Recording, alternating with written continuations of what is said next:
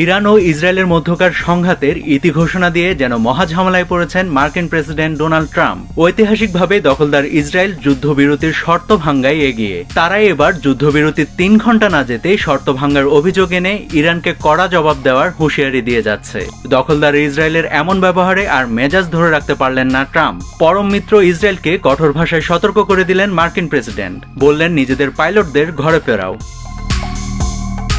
Trump ইসরায়েলকে কঠোর ভাষায় সতর্ক করে দিয়ে বলেছেন যেন তারা ইরানে আর কোনো বিমান হামলা না চালায়। ইসরায়েলের প্রতিরক্ষা মন্ত্রণালয় ইরানের বিরুদ্ধে নিয়ম ভঙ্গের জবাবে ব্যাপক হামলার পরিকল্পনা ঘোষণা দেয়। এরপরই ট্রাম্প হুঁশিয়ার করে দিল মিত্রদের। এ খবর নিশ্চিত করেছে আল জাজিরা।